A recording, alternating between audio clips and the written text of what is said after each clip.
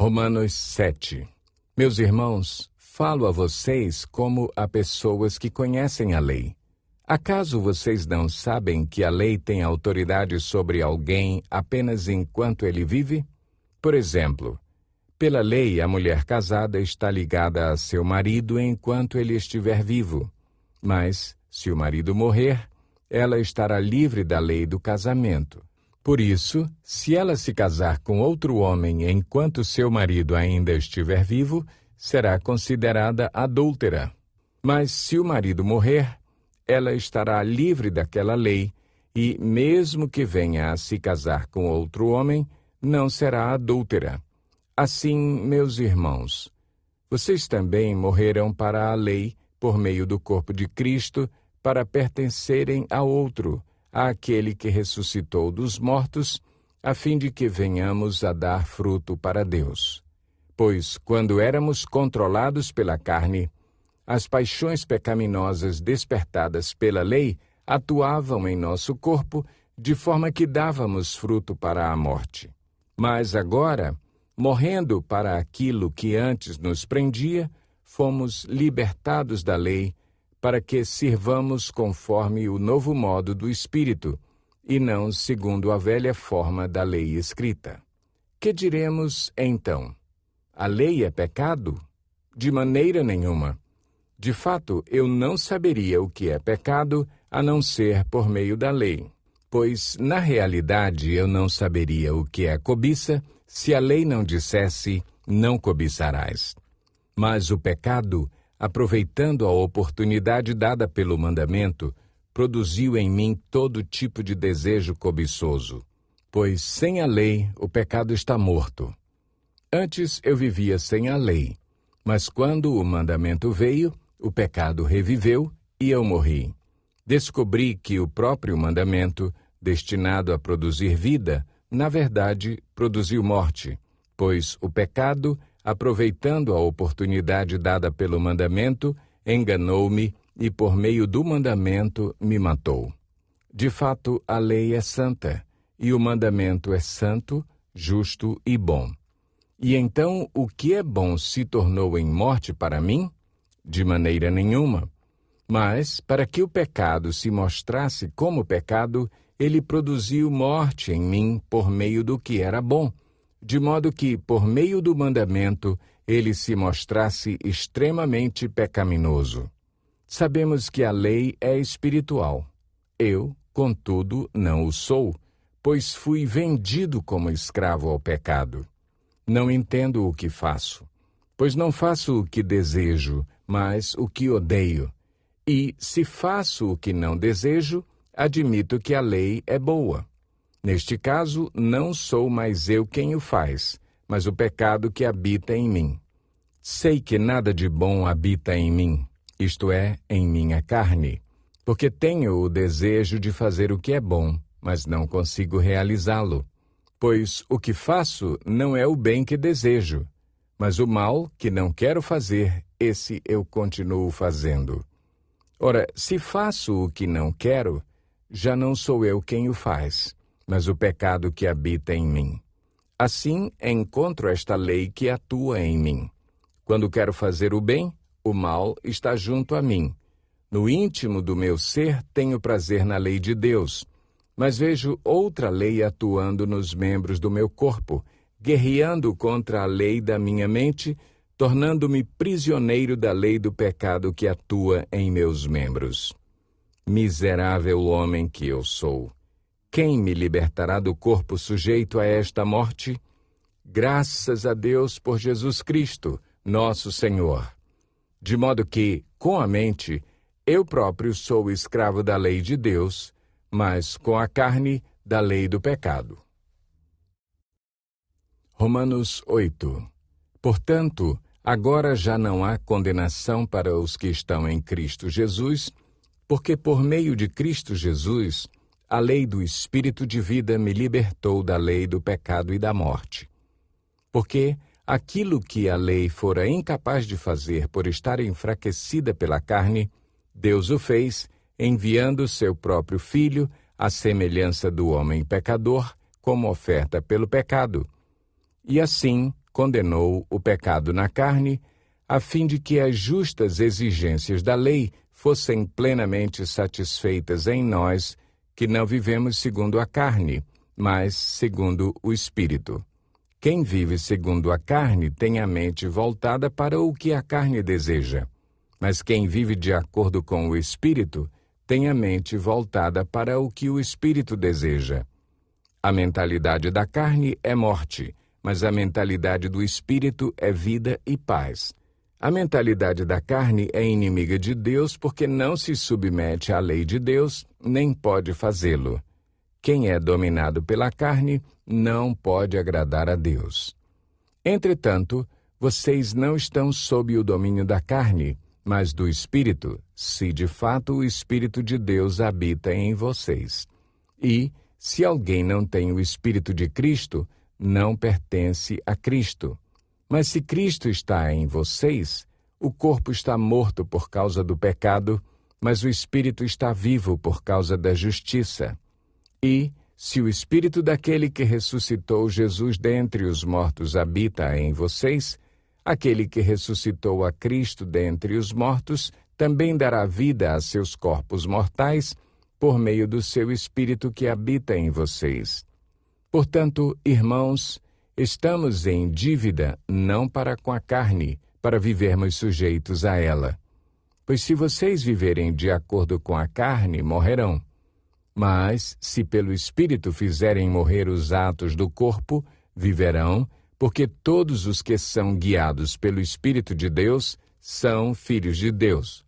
Pois vocês não receberam um espírito que os escravize para novamente temerem, mas receberam o Espírito que os adota como filhos, por meio do qual clamamos, Abba, Pai. O próprio Espírito testemunha ao nosso espírito que somos filhos de Deus. Se somos filhos, então somos herdeiros, herdeiros de Deus e co-herdeiros com Cristo. Se, de fato, participamos dos seus sofrimentos, para que também participemos da sua glória. Considero que os nossos sofrimentos atuais não podem ser comparados com a glória que em nós será revelada. A natureza criada aguarda, com grande expectativa, que os filhos de Deus sejam revelados, pois ela foi submetida à inutilidade, não pela sua própria escolha, mas por causa da vontade daquele que a sujeitou, na esperança de que a própria natureza criada será libertada da escravidão da decadência em que se encontra, recebendo a gloriosa liberdade dos filhos de Deus. Sabemos que toda a natureza criada geme até agora como em dores de parto. E não só isso, mas nós mesmos, que temos os primeiros frutos do Espírito, gememos interiormente, esperando ansiosamente nossa adoção como filhos, a redenção do nosso corpo. Pois nessa esperança fomos salvos. Mas esperança que se vê não é esperança. Quem espera por aquilo que está vendo? Mas se esperamos o que ainda não vemos, aguardamo-lo pacientemente. Da mesma forma, o Espírito nos ajuda em nossa fraqueza, pois não sabemos como orar. Mas o próprio Espírito intercede por nós com gemidos inexprimíveis. E aquele que sonda os corações conhece a intenção do Espírito, porque o Espírito intercede pelos santos de acordo com a vontade de Deus. Sabemos que Deus age em todas as coisas para o bem daqueles que o amam, dos que foram chamados de acordo com o seu propósito. Pois aqueles que de antemão conheceu, também os predestinou para serem conformes à imagem de seu Filho, a fim de que ele seja o primogênito entre muitos irmãos. E aos que predestinou, também chamou. Aos que chamou, também justificou. Aos que justificou, também glorificou. Que diremos, pois, diante dessas coisas? Se Deus é por nós, quem será contra nós? Aquele que não poupou seu próprio Filho, mas o entregou por todos nós, como não nos dará juntamente com ele e de graça todas as coisas? Quem fará alguma acusação contra os escolhidos de Deus? É Deus quem os justifica. Quem os condenará? Foi Cristo Jesus que morreu, e mais, que ressuscitou e está à direita de Deus e também intercede por nós. Quem nos separará do amor de Cristo? Será tribulação, ou angústia, ou perseguição, ou fome, ou nudez, ou perigo, ou espada? Como está escrito, por amor de ti enfrentamos a morte todos os dias. Somos considerados como ovelhas destinadas ao matadouro.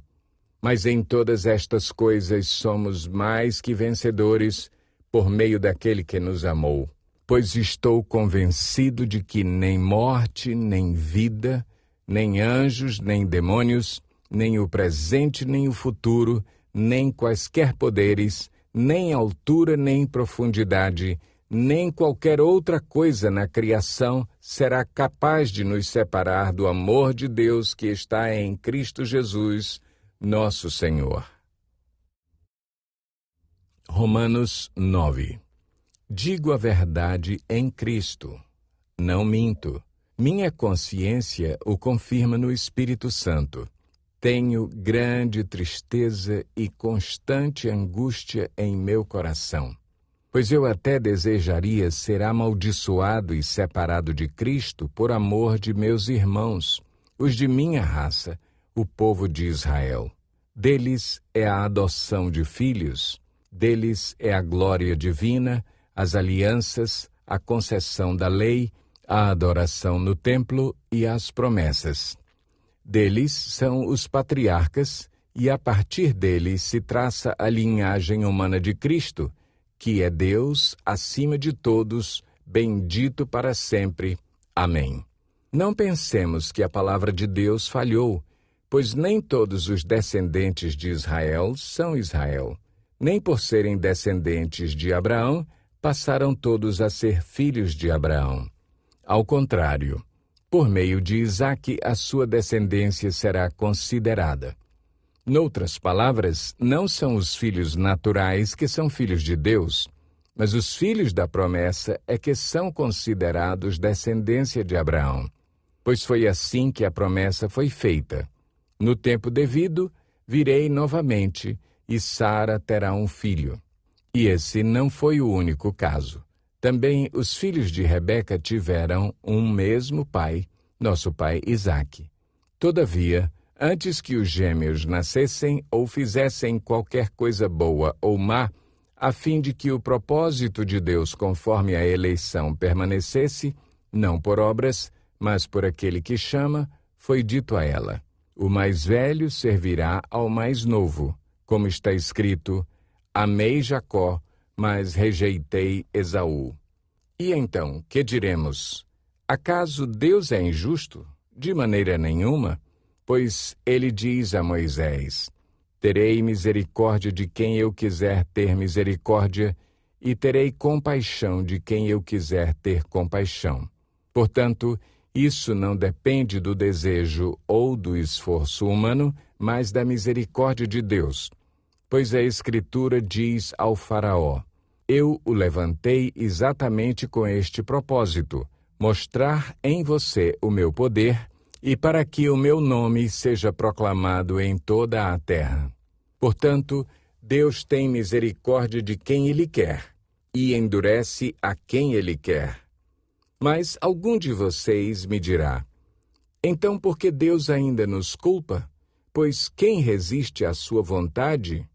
Mas quem é você, ó homem, para questionar a Deus?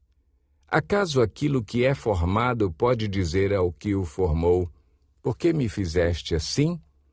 O oleiro não tem direito de fazer do mesmo barro um vaso para fins nobres e outro para uso desonroso?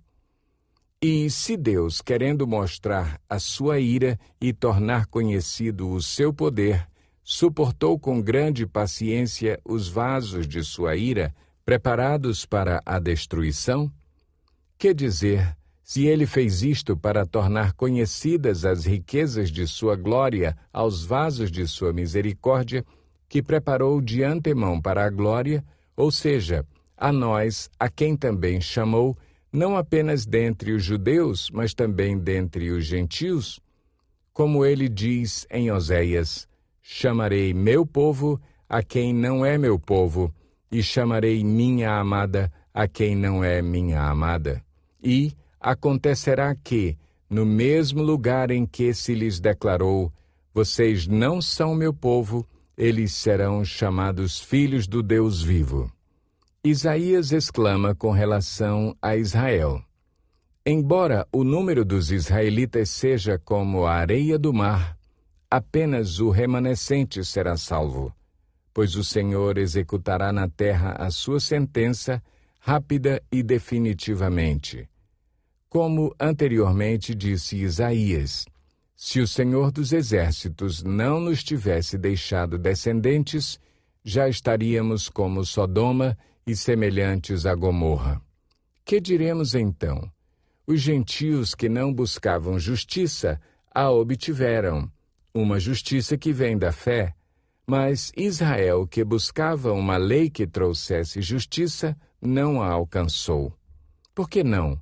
Porque não a buscava pela fé, mas como se fosse por obras. Eles tropeçaram na pedra de tropeço, como está escrito: eis que ponho em Sião uma pedra de tropeço e uma rocha que faz cair, e aquele que nela confia jamais será envergonhado.